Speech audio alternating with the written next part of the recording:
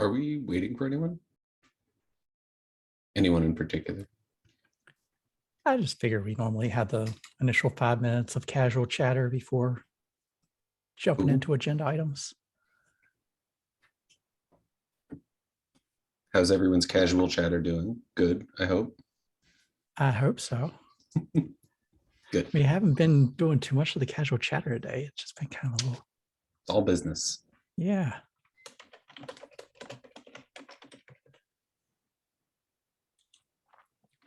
Put the link out there for anybody who doesn't have it. So folks can sign in when they get a chance. I cannot do casual chat though.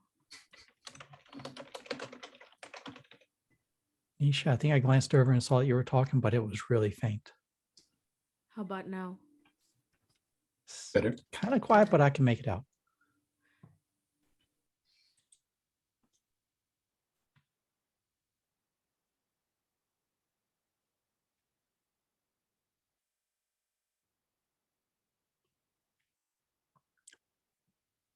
I think we're coming up on 5 after or so here. I don't know if we normally do the initial kickoff stuff saying this is a recorded call and under the Linux Foundation, a code of conduct, all that good stuff. So be awesome to each other. That's the way I like to say it. Some people say, don't say anything you wouldn't normally say in a recorded call, but just be awesome to each other. Nisha, I think you're up first with the Proposal C rubric. It's not much. It's just an announcement that it's available for review. Do we want to take the time today to kind of go through some of the review and kind of back and forth on topics? I would rather address the second agenda item that you have over there, which is how do we consolidate all the reviews on each of the rubric? Because if you look at the rubric that I have posted, it's just a bunch of yeses and nos and one not applicable, but it doesn't give anyone any more information than that. Josh is not here. Yeah, I was kind of hoping I could stall for just long enough until he could show up. Hoping that maybe he would show.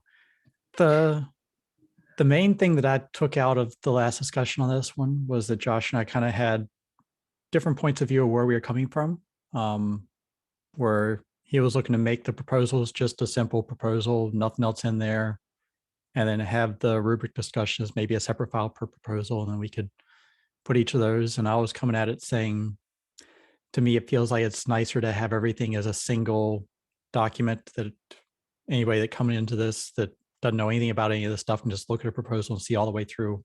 Here's what they're proposing. Here's how it solves different issues. Here's the challenges they may have and not have to bounce around between different places. I don't think either of us were too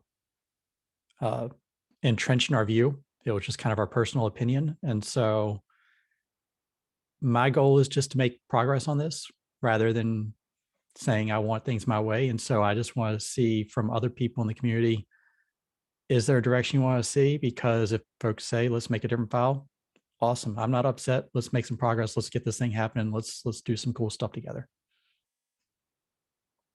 So that's where I'm going to turn it back. Yeah, go ahead, Nisha. So I liked your first, the way you did it, which was you submitted the rubric document and then you had at the bottom a list of like explanations as to why you rated it that way. And so I'm wondering if it makes sense to add, comments and then proposal A, proposal B, proposal C, proposal D. And so we basically update the rubric and add the comments at the bottom.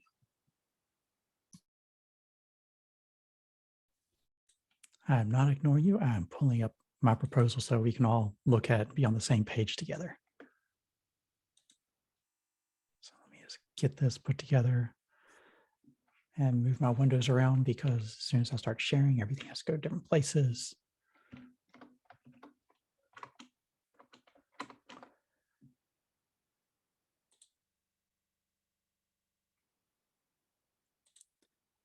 Okay, so what we were talking about here was when I filled it out, and this is another thing I want to chat about. I had said yes, no, but also maybe so in a couple different places. And then at the bottom, I had a couple of notes in there. That is a way. I feel like some of the pushback I got from the discussion was that it wasn't quite enough. And so people wanted to see more detail than just this. They wanted to see, why is C12 a yes and not, how are you doing that? Was kind of the questions we were getting. And so I wondered if it made sense to get, and sorry for the one that's popping up, I'm just moving the chat around so that I can see this stuff. I wondered if it made more sense. Reference, I think you're sharing just the one window, or Zoom knows to not show that. No, I wasn't sure if it was hiding that I had something up over the screen there. So I wasn't sure if we wanted to do this all in the rubric thing. It does make it a little bit more challenging, especially I think we're going to see with yourself and myself, Nisha. Proposal C has this whole thing in this second column. So whenever we merge one of these, the other one's going to have to be completely rewritten to do a merge conflict on every single line. It's going to have a merge conflict then. So it gets a little ugly tracking it that way. Might suggest we just do individual rubrics and kind of do discussions. And then when we finish the discussion on each rubric, then we merge it into the master for evaluation. Yeah. Because I was also going to make like a pure, like I couldn't remember what the F1, B1, C1, and 3 were. So I was going to put links to each one, but of course that would be a huge merge conflict as well. Yeah, and I'm trying to be good whenever I add a new entry in there to make sure we add it to the end. Some people might have seen that I just went in there and merged in, it was our requirements. Just merged in backward 7. So there is now a B7 in the list that wasn't there a minute ago. So I'm trying to be good at least saying, let me add the number to the end and not to the middle. I think there's some of those challenges, but there may be a few of these cases we have to go back through all the other implementations and say, okay, we just added B7. Now we need to go through everybody that copy this stuff into their own place and update their rubric reference on top of this. So I personally don't have a strong opinion for where all the comments go, just as long as they're somewhere committed into the repository. Yeah, so I think the direction Josh and I were kind of back and forth on, we've got this whole evaluation rubric of all the setting there. We've got here our requirements. And I think what we're looking at is if we go into like the proposal directory, we've got A, B, C, D, or we will have an A. We're looking at, do we want to have within proposal D at the bottom, just saying, here's how this solves all the different parts of the requirements, and just have a list down here of, the different filter 1, 2, 3, 4, the backward and those different things. Does it make sense to append to this document here? And so we could just extend whatever our proposal format is to include how do you solve the different challenges we have. That's A. And B is just to say to make a different folder over here. Keep the proposals minimal, but make a different folder over here that just says requirements for A, B, C, and D, and have people look at a second place. I think that's where Josh and I were back and forth on each side of it. I don't think either of us too picky on either one. So that's where I'm just turning it back over to the community saying, should it all go in proposals or should we make a different folder and do it the other way? I don't think anybody has a strong opinion, so I will flip a coin and say that they should go to the bottom of each proposal doc. I don't know. Just so long as we decide. So, I mean, like it doesn't really matter. Yeah, I'm in the same category you are, Jason, as long as we can get this moving forward. Let's see, Nisha, thoughts there? I put a thumbs up.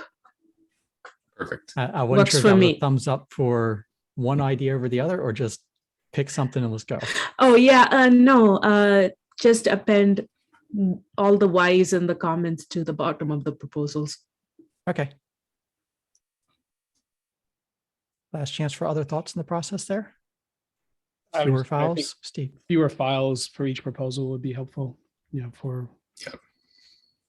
I think Josh is going to be very disappointed that he wasn't here for this, so he could throw his viewpoint harder. but I think we're all in the same category. We're not too picky. What but was his reasoning? Can you defend his reasoning for it? Do we He have just a- wanted to keep proposals as a minimal. It came in as, here is what I'm doing. And I don't think he wanted to modify it. He just wanted it to be a static thing. It just came in as a minimal thing of, here's what I'm proposing, nothing else. You can look at this and understand. But that was his reasoning. I had different reasoning. I might not be the best to explain his reasoning.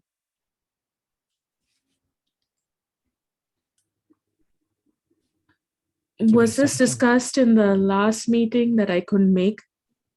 I think it was. And of course, I put myself as note taker. I'm not taking any notes here today. So if anyone else is being good and feels like jumping in, go for it. But yeah, I believe it was last, might have been one before.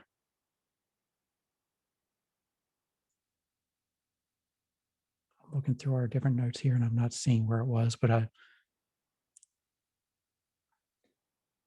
it was probably the one before. It was probably the 15th.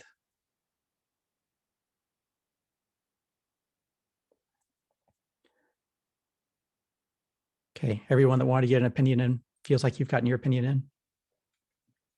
I think that was the entire point on sorting out where we put this stuff.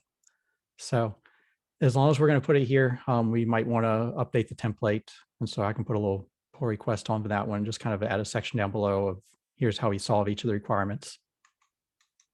And so template updated, and then we just need to go through the proposals and add in a section at the bottom of each one of these of saying, here's how A, B, C, and D solves each of these requirements. Make sense to everybody?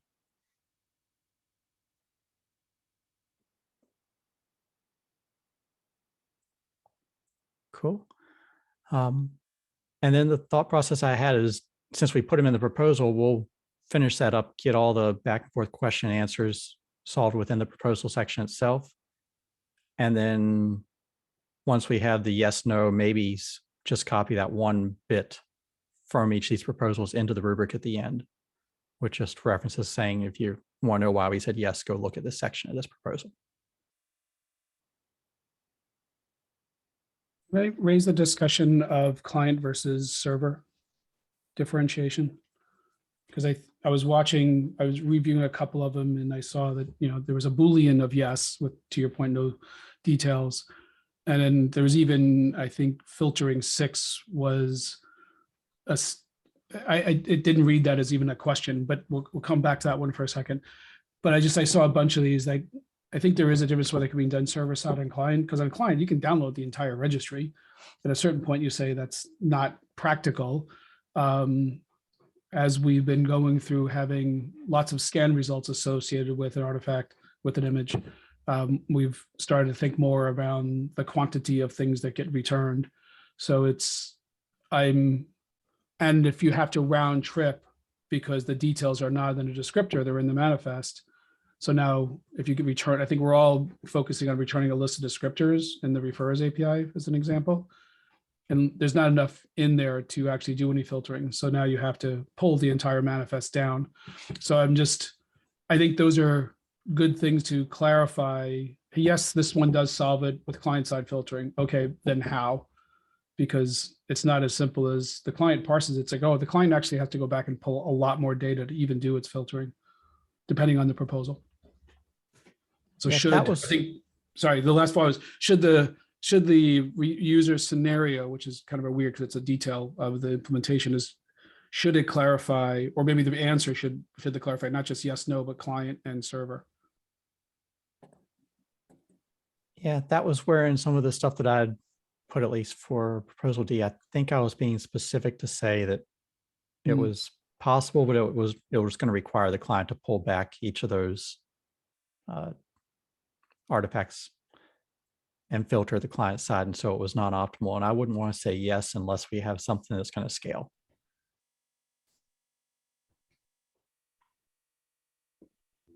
Jason. Oh, I was just going to say, I think it's worth, to Steve's point, I think it's worth calling out how much work the client has to do to filter. And if it's not filterable in the descriptor, we can put enough information in the descriptor to make it filterable. You shouldn't have to fetch and parse 10,000 scan results to be able to make sense of the one you care about.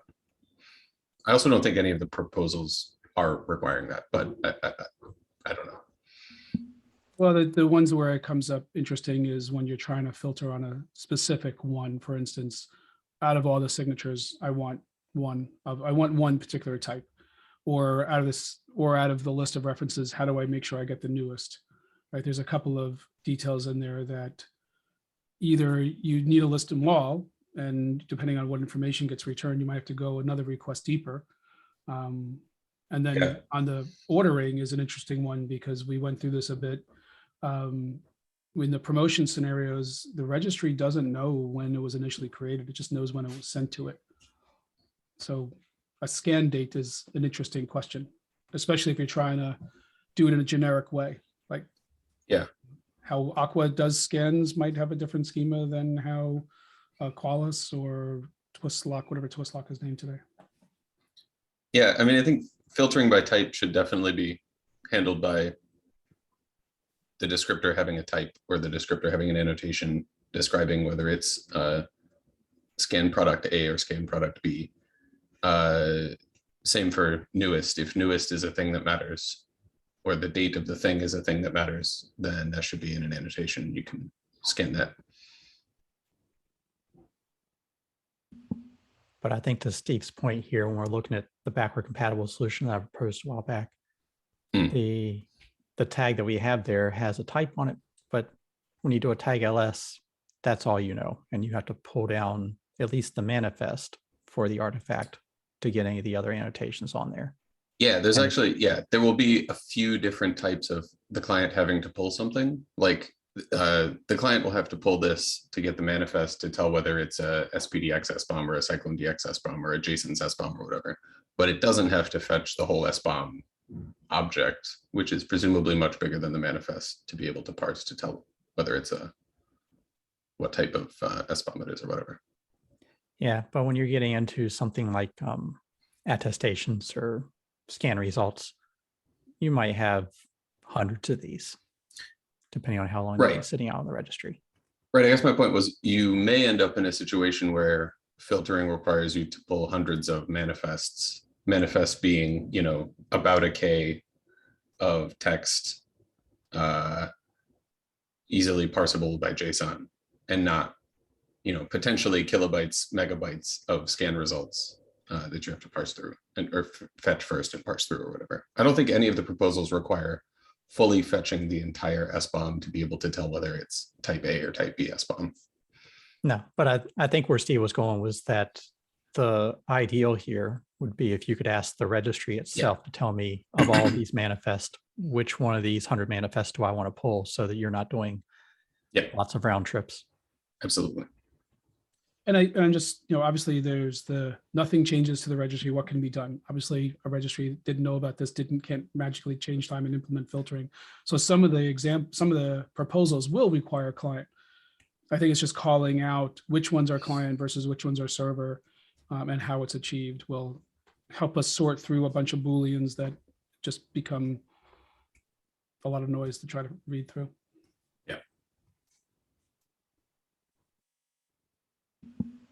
Yeah, hard agree on that one. That I'd like to definitely see it within whatever we specify in however we're answering the requirements. I'm hesitating to say rubric because that's more the graph thing, and I think we should specify this down below within our proposal. Nisha?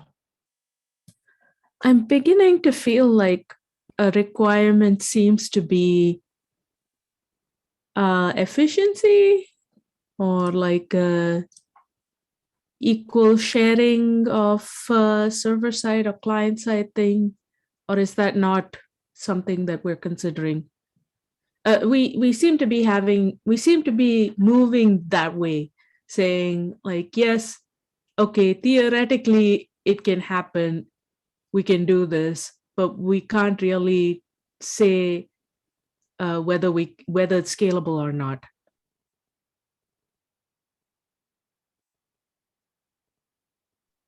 I think like it's funny because I went back and it reads user stories. Like, okay, from a user's perspective, what do they care?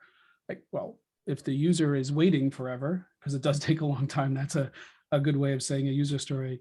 I mean, the reality is these registries have many of them, certainly, the cloud ones that, as opposed to the individual standalone ones that people set up in their clusters, have petabytes of data. So having efficient APIs so that as the hundreds of thousands of users that are hitting them are not asking them for tons of data, is a scalable thing from an implementation and from a user, from how long it takes for them to get the data.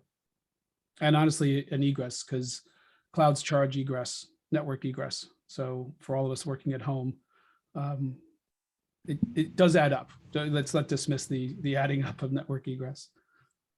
Well, not just the network egress, but I'm also thinking to Docker Hub and how they've implemented their rate limits. Their rate limit is per manifest pull. And so if you have 100 annotations or 100 artifacts attached to your image, and you have to pull each one of those, you're going to blow out your entire rate limit just pulling a single image.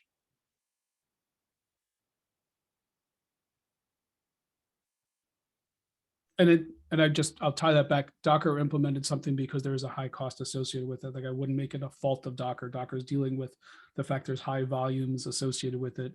That's how they implement it. I mean, Salesforce did this years ago with how they do their rate limits on their APIs too. It's not meant to generate revenue. It's meant to drive good development practices. Yeah, it's for the same list of states 4 times on a single page. Yeah, I mean, I'm over in the captain's program. I'm not faulting Docker for what they did. They need to find something to make it maintainable. I'm just thinking of what we do and how that impacts how other users or how other registries have implemented their solutions, and what issues we could come into depending on how we implement our solution. So wait, if rate limiting on an API is a concern, then why not just do everything on the client side? The client has to make many requests to be able to get the information to filter. And so it has to, if it has to make 100 requests to get 100 manifests in order to filter which ones it cares about, then it will hit that rate limit very quickly. And so you want the registry server to do all the filtering on its side so that you only pull a single image and not an image plus 100 artifacts with it.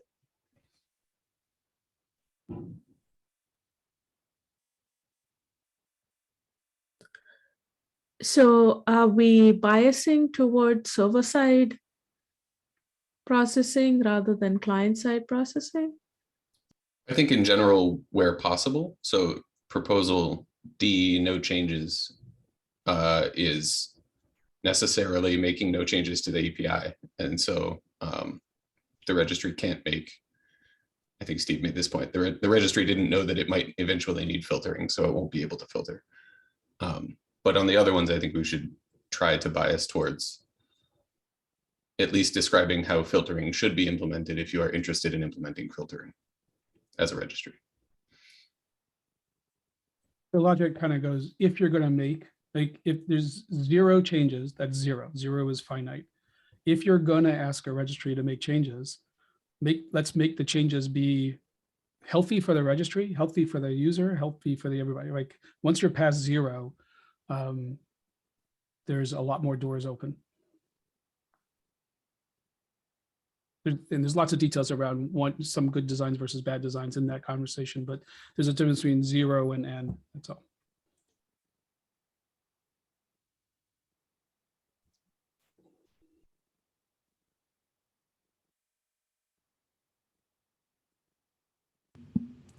And thank you so much for helping with the notes, Nisha.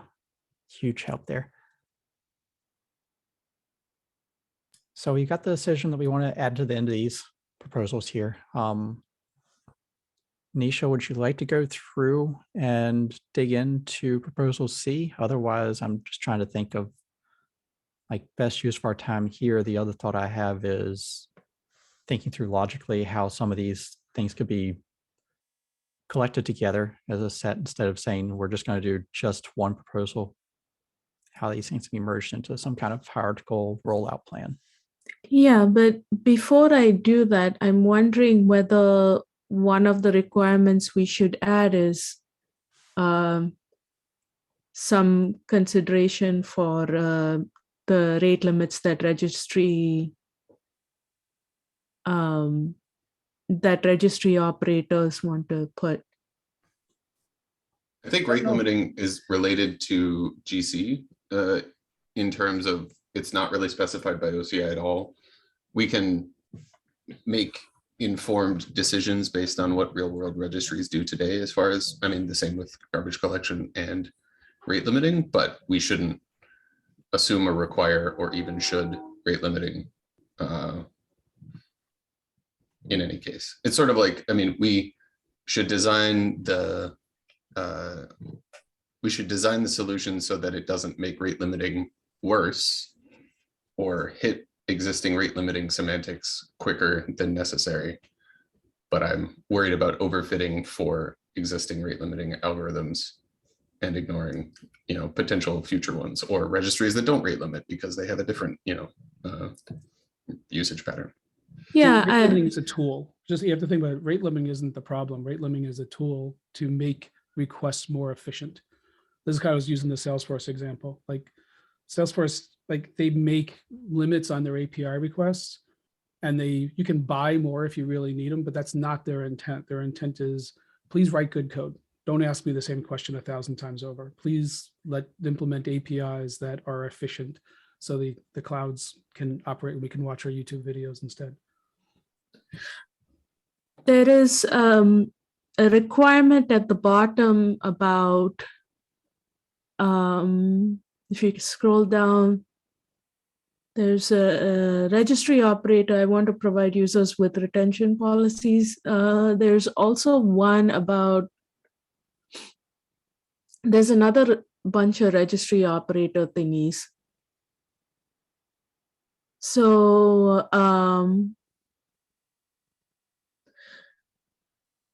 but that's just for retention policies, but maybe we could add something over there about, registry operators enforcing restrictions. I just wonder if it makes more sense to be as like a meta discussion on filtering, of saying all the filtering answers ideally it's on server side. As a backup, it can be done on the client side. And then if you can't do it at all, and you have to actually pull blobs, and that's not ideal for anybody. Okay. We'll just keep that in mind then going forward. It's like, what is the most efficient way to answer the user story? And when there's 0 changes available to a registry, you have no other choice. If you're going to make design changes, what is the most efficient way to answer that user scenario? And what do you need to surface, right? Like some of the stuff isn't just like, oh, I just need to write a better API on the server. It's like, well, turns out some of these you actually need some data from the user. So that drives kind of requirements back. Like, hey, if you actually give us a creation date in your manifest, then the registries don't need to guess when the thing was created. They can say, look, you already told me when you were created. I know when it was pushed to this registry and when it was promoted to another registry, but I don't know when it was created. Oh, you've told me when it was created. So that's why these efficiency things are surface new requirements that we need to add into the details. And there might be a case here where it makes sense to say, we don't want the registry server itself to do all the work because we don't want to push a lot of extra workload onto the registry server. But the API response back to the client might include enough data that the client can do that filtering on its side. When it sees a whole list of things, there might just be additional data in the list that says, here are the annotations that are in that descriptor that is returned back. Instead of just giving you a descriptor, it gives you other metadata on that descriptor that you can use on the client side to do that filtering. And so there may be some in-between grounds here too. Okay. I'm happy to leave it there. Do you want me to go through the proposal C rubric then? I feel like that would be probably a great use of our time, and also most proper to people that are looking at the agenda. I'm wondering what we're going to talk about today. If I went off and talked about something else, someone might get a little upset. I won't get Josh upset. is here just after we finish our discussion. Oh my Josh, goodness. Do we need to loop you back in, Josh? We elected to extend the the proposal format to put how we're going to solve the requirements at the end of the proposals. Can you hear me now? Yep, we can hear you. Okay, sorry. Yeah, sorry I was late. No, that sounds good to me. So, Okay. I hope I presented your case well enough. I also presented that I was not a super hard, everything must go my way either fan, but asking the rest of the group, they said that it felt like it was nice just having everything in one place. So we'll make some progress on this next week. that sounds great. Thank you. Brandon, this meeting is recorded, so he can go back and see how you twisted Yeah. all of our arms, forced us, bludgeoned us. There is an evidence trail. Mhm. There is, Just so long as the video gets put up, I don't know. whenever it does. Are these landing on the Open Containers YouTube? We're on their same shared Zoom, so I believe it should be. There's still manual intervention to get them posted, but yes. Yeah. And there, you have to, just because I do this for some of the other ones, you have to actually go to the Zoom account, download the video and upload it. So they could be uploaded to another channel. It's just up to whoever has, who's been uploading the OCI calls, who has access to the OCI Zoom meeting. Yeah, I haven't been checking since been at most of the meetings, but yeah, we should make sure those are getting up. I'll I throw that believe as a Bill to-do and list on. Vincent are the ones that have the keys. I'll throw that as a to-do on the OCI meeting this week. Make sure we bring that up. All right, Nisha, the floor is yours. Can you see my screen? Yes. Is it, you know what, I'm going to see if I can make it bigger. Does that work for everyone? It's good. Good for me. Okay, so some discussions with regards to proposal C that I've had with Brandon and others made me want to summarize maybe some misconceptions here. One of the biggest ones, I think I may have addressed this before, but I want to bring it up again, is why not use the index manifest. If that actually would be the ideal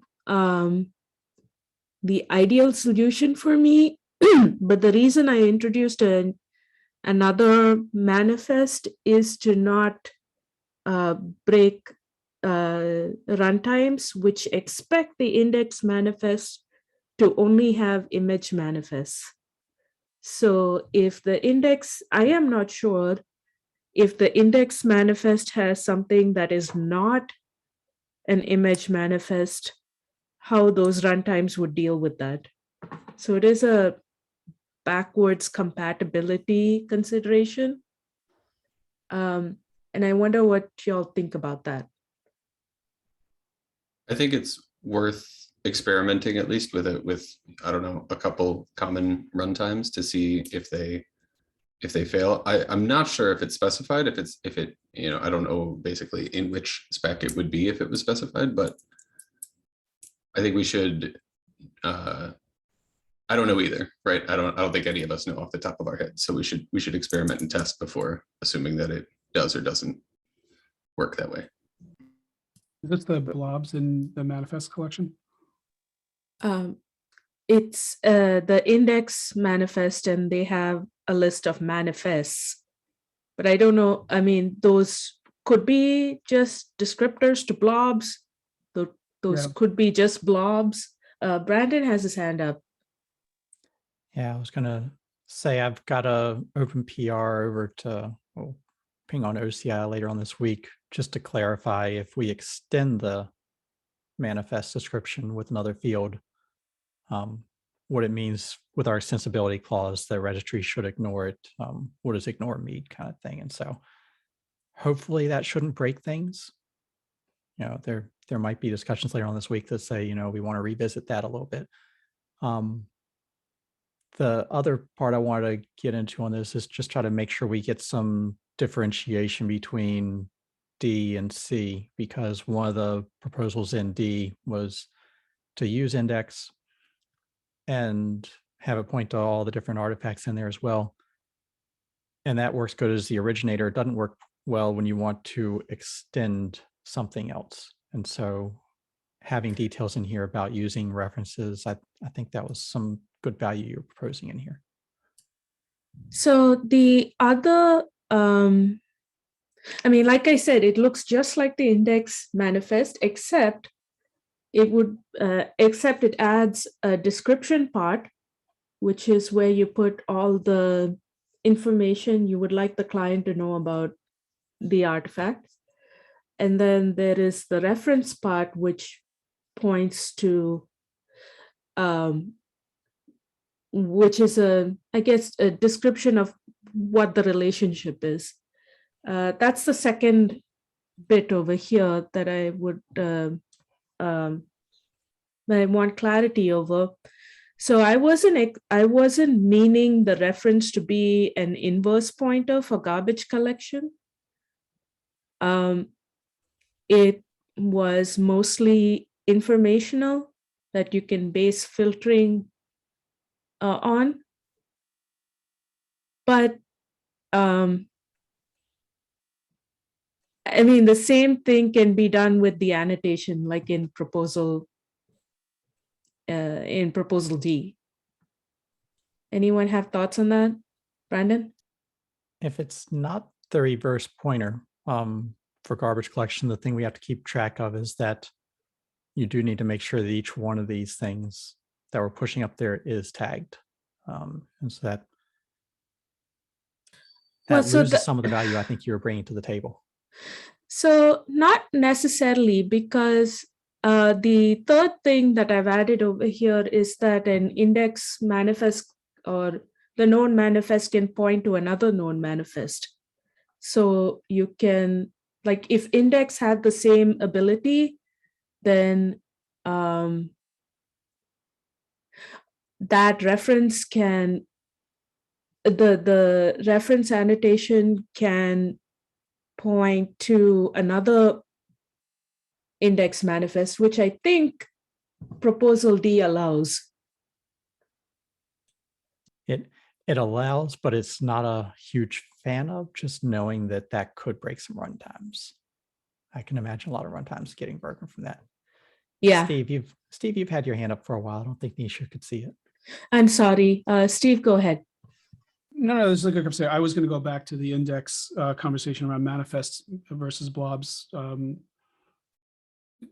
I guess I already opened up, so I'll just finish that thought. So that did come up a couple months ago, might have been last year. It does very explicitly say manifests. So the assumption is it is a manifest. That being said, the BuildX team went and started sticking blobs in there for their cache. It broke a bunch of registries, including ACR. We were focused on some stuff at the time that we just decided to enable it. And we debated after the fact we enabled it, because we were just trying to unblock a customer, that should we have brought this back to the community and say, whoa, why is BuildX doing this? So it very clearly says manifests. It doesn't say blobs, it doesn't say descriptors. Not all registries support BuildX doing that as an example. So by definition, manifest technically does not support blobs. It's just some of the registries have either didn't check or opened it up. But I do think it's something that if we want to add, we need to be more diligent around that definition and expected behavior, because it is definitely, I don't even think it's ambivalent. It's very clear. It says manifests. It doesn't say blobs or descriptors. So it's just it's something that has come up. From the client side, it is very nice to know that that list is just a manifest. If I'm building a tree and I'm looking through that list, I know which API I need to query to get back that descriptor. And if we say it can be either, and we say other media types can be introduced in the future, it gets very confusing when someone adds a new media type in the future you've never seen before. Which API should I be calling for this? So that's also the reason why the known manifest kind of makes sense to me, because it's more of a wrapper. like a generic wrapper that says, okay, you can encase whatever you want in here. And so clients that are very strict can ignore it. It also allows for like an upgrade path. So if clients become sophisticated enough to be able to say, like, discern one type of blob from another, one type of media type or manifest from another, then you could migrate that over to index or manifest or blob easily without like changing the functionality.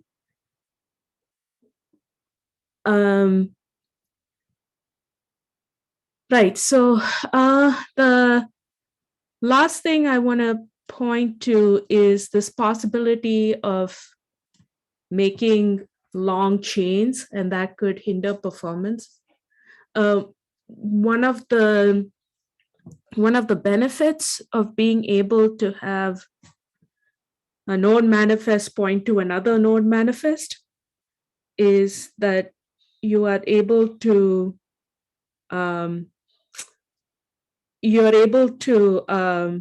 create a kind of ordering of blobs or artifacts. So one of the examples Brandon brought up was a list of signatures. So if you wanted to add a signature to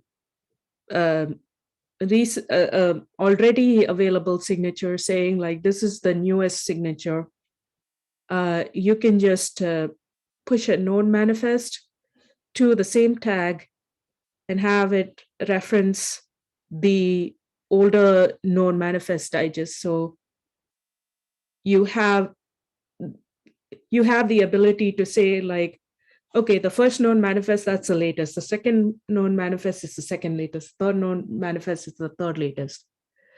What that does, though, is have garbage collection issues. But I think registries can, restrict the depth of the chain or the depth of the tree. And yeah, I think that's one way to control that kind of performance hindering. Yeah, Brandon has his hand up. Yeah, Jason beat me, but I've already taken myself off mute. So there is the challenge when you have the index point to another index. I think we might see some client-facing issues out there where a client doesn't know what to do when they have an index point to another index, especially clients that are just looking for that platform string. If they don't see a platform string, they assume they don't have the image they're looking for. And the other direction I was going with that was race conditions. And so if you say, I'm going to update a new version of this, and I'm just going to replace the existing tag, if you do that at the same time as some other process going on, you might see a race condition where both of you are updating that same tag, and you might drop the other's changes in the process. Yeah, the proposal does not address race conditions. I think I put that in the rubric too. I'm not sure whether e-tags are capable of doing that, and then there can be some resolution in the back end, but I'm not sure how that would work. Yeah, we'd like e-tags to it. I don't know if or when that'll get merged on OCI. Jason, go ahead.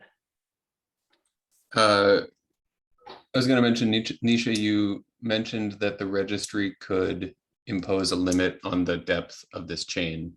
And I think there's something that sounds scary about that, which is when a registry is accepting a push of an object, it's not getting pushed the entire chain, it's getting pushed to that object and that link. And so at the time that it receives that push, it has to go look up what that thing points to and everything that points to up the chain, which presumably is some sort of database lookup or something. I don't know exactly how every registry works, but you can imagine it's like a chase this chain with a series of queries up the chain. So it needs to do that on each push, but it also, if you are pushing a long chain, you end up pushing, I wish I could draw this on a board, but if you imagine that I'm trying to push the alphabet A, and then B points to A, and then C points to B, and D points to C, et cetera, et cetera. When it gets the push for A, it says, oh, there's nothing it's pointing to, give up. When it accepts the push to B pointing at A, it looks up if A has anything. No, it doesn't. It looks up when C points to B, it looks up B, and then B points to A, and then A. Basically, this turns into a quadratic operation very quickly. And maybe you solve that, you could solve that by saying it can never be more than 3 layers deep. Like quadratic at 3 is not all that bad, but if the registry imposes a limit of 100 deep, then querying that can become very, very expensive very fast. So that's, even though the registry could block it, thinking about how the registry would block it effectively is also worth considering, I think. Yeah, I wasn't proposing that, you do it for each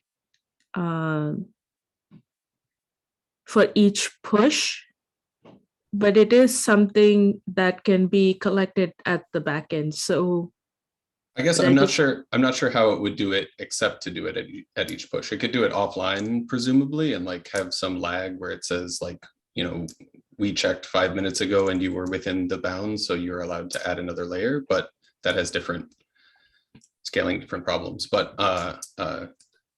yeah, I guess my point is when you push each manifest, that push is in a vacuum. That push doesn't come with any information about the rest of that chain.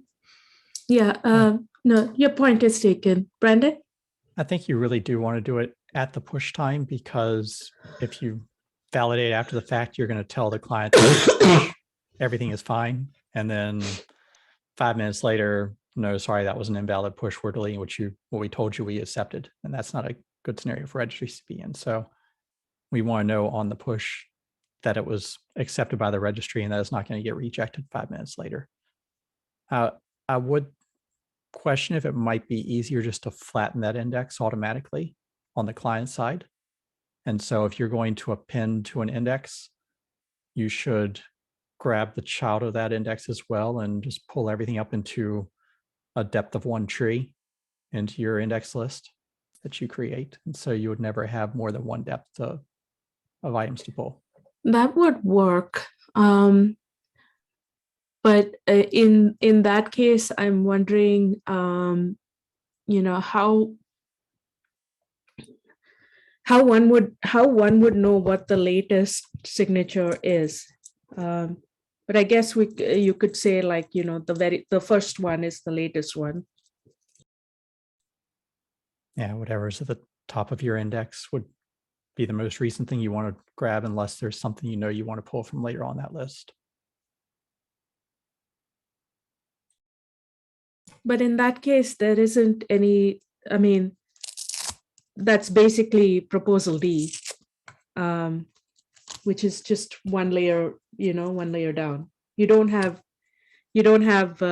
links to, you don't have linking, you don't have references to other index manifests, so you don't have chains, but you can collect all the references, make a new index and push that index. So something that D did that I think was valuable was that it split this into 2 separate categories, which was we had the index, but we only said use that for the originator. Whoever created the image would also be creating the SBOM and the signature by the originator saying, I made this. They would push all that up as one thing in an index. But everybody else that was going to use this was going to push up a separate artifact that just associated to that, whatever manifest they're associating with, using a tag. They weren't actually modifying the index after the fact. That index, once it was created by the originator, was static. And so that was valuable for them. And I'm trying to find that value in yours. And I was looking at that reference descriptor you had there of saying, okay, well, the people are going to extend it later on would push up their own node object with their own fields with that reference field as well. And that was how they're going to link the 2 together. And that was how they're going to get that efficiency so that we didn't have the tags all over the place. And so that's where I'm trying to pull apart the value of this over D. Yeah. Well, so it seems to me that it's very close to D, except that that you add the reference. I don't know about the description though, because some of the filtering rubric that I've said yes to was filtering based on description, and that is more of a client side processing than a server side processing thing. And I have purposefully not said what the description looks like. Description of property or annotation. I hear that. I'm trying to follow the train of thought. The description is a property according to proposal C.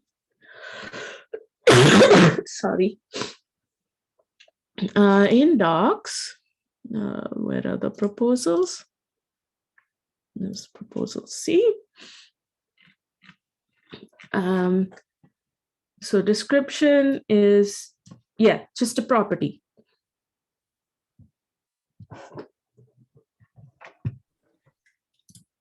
So it's kind of open-ended what can go in there, but you want to put some kind of filtering on it?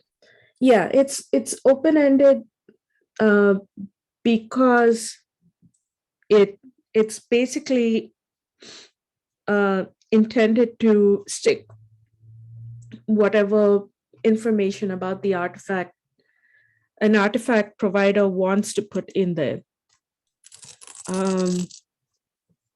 Proposal C does not define what the shape of that is,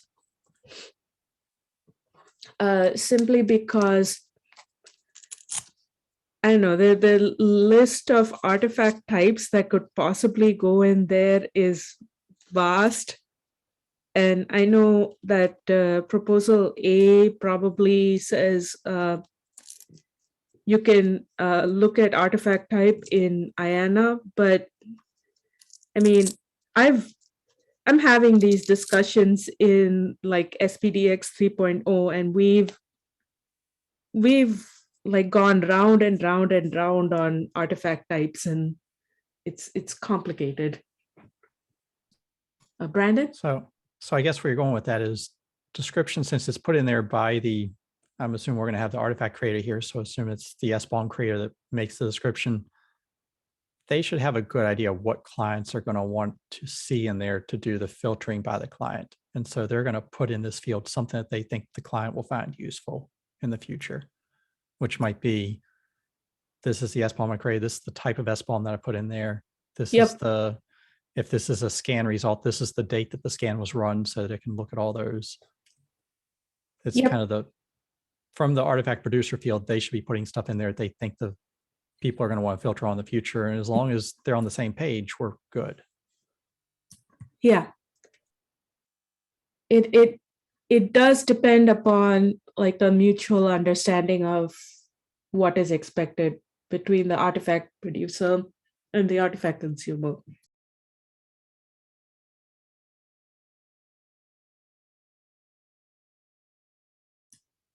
But that's all I have for this. I think I'll stop sharing now. If anyone has any more questions.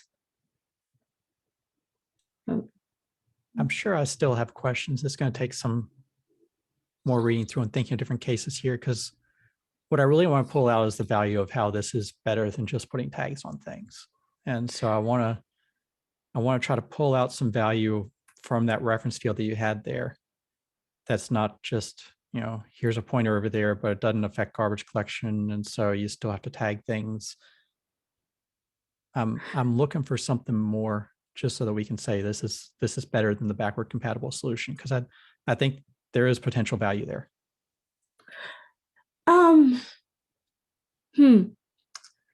So you did bring up the fact that the objects can just be blobs.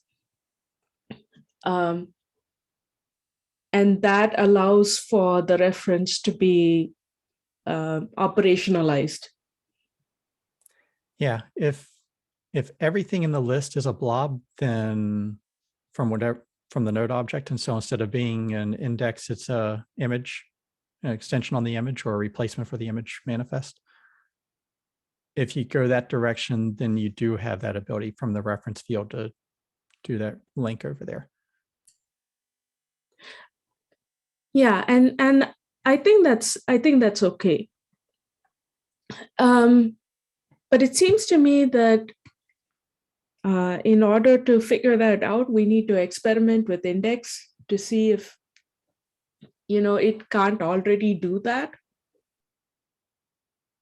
So index itself shouldn't be pointing to blobs. I think we're getting really close to proposal A though when we go that direction. I see Steve with his hand up, so maybe he's thinking along those lines too.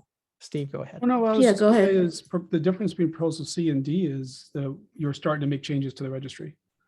Like nothing else. If the whole filtering conversation we had is if that I can add a expectation that there's a filter API in the registry, that simplifies a lot of things.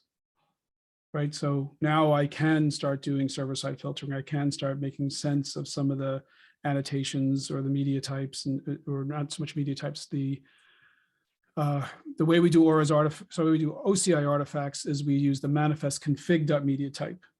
That was the agreement we did at the time. That effectively is the artifact type on the existing registries. In the Aura stuff, we just surface that as a separate property to free that up.